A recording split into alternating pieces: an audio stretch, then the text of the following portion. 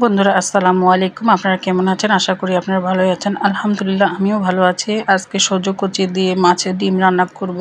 বন্ধুরা দেখুন আমি কিভাবে রান্না করি। আর ভিডিওটা ভালো লাগলে বন্ধুরা অবশ্যই আপনারা সাবস্ক্রাইব আর ফলো করবেন আর আমার পাশে থাকবেন। আমি যেন আপনাদের নতুন নতুন ভিডিও দেখাতে পারি।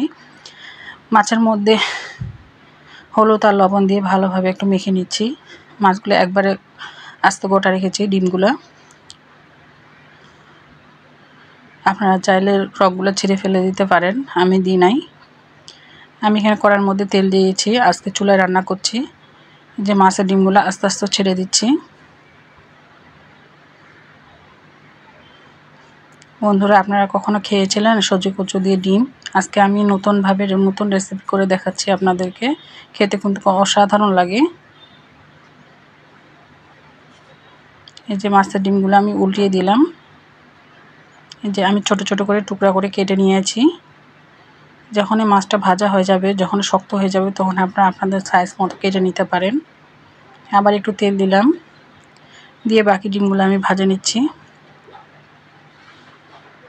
এই যে আবার ছোট ছোট করে কেটে নিচ্ছি।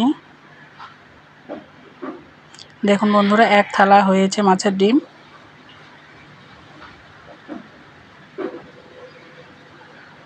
এখন আবার কড়াইটা বসিয়ে দিচ্ছি। আর মাছের ডিমগুলো অত্যাধিক ফুটছিল, তাই আমি নিচে নামিয়ে নিয়েছি কড়াইটা। আবার তেল দিয়ে দিলাম। এখানে দিচ্ছি পেঁয়াজ বাটা, শুকনা মরিচ বাটা, জিরা বাটা দিয়ে ভালোভাবে ভেজে নিব। আমি এগুলো শিলপাটায় বেটে নিয়েছি।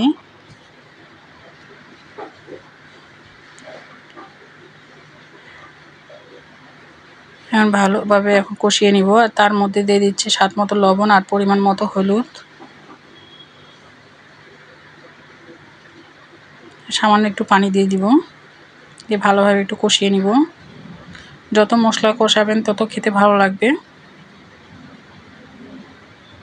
এখন দেখুন মশলা থেকে তেল ছেড়ে দিয়েছে। এখন আমি সামান্য একটু পানি দিয়েছি। দেওয়ার মধ্যে আমি এখন সবজিগুলো দিয়ে দিব। সবজিগুলো যখন মশলার সাথে ভাজবেন তখন কালো হয়ে যাবে। আর এভাবে দিলে একদম সবজি কালো হবে না, আস্ত গোটা গোটা থেকে যাবে আর সিদ্ধও হবে সুন্দর।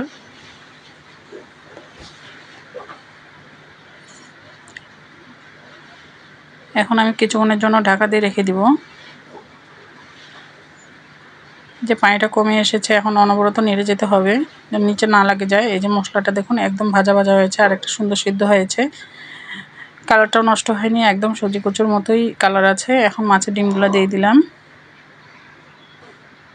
এখন পানি দিয়ে দিচ্ছি ভালো করে ডিম আর সবজি ভালো করে সিদ্ধ হওয়ার জন্য।